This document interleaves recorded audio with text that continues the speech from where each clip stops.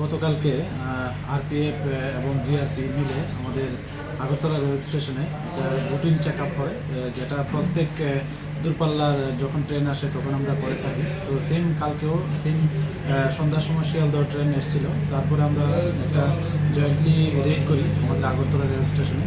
তো এটা জাস্ট প্ল্যাটফর্মেটিক মানে জিরানিয়ার সাইট, যেটা আমাদের রেল স্টেশনের জিরানিয়ার সাইটের দিকে অন্তর্গত। আমরা মোট 350 বোতল স্কোপ উদ্ধার করি, যেগুলির মধ্যে মানে দুটা বস্তার মধ্যে ছিল, যে প্লাস্টিক বস্তা।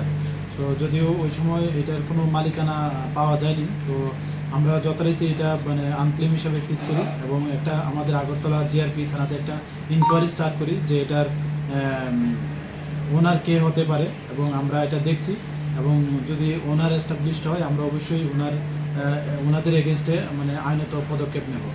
তো আর এটার যে বাজার মূল্য, যে আমরা যে অন্যান্য সময় যে বিভিন্ন মামলাতে এগুলি সিজ করি, তো যাদের আমরা গ্রেপ্তার করি তো তাদের কাছ থেকে জানতে পারি যে এগুলি যে ডেস্টিনেশন মূল্য, যেখানে যাওয়ার কথা এগুলি প্রায় 500 টাকা মানে বোতল বিক্রি হয়। তো এইভাবে যদি আমরা ধরি মানে মানে 350 বোতল স্কোপ মানে এটার যে ভ্যালু আসে আনুমানিক 1,75,000 টাকার মতো আসে ওটার ভ্যালু।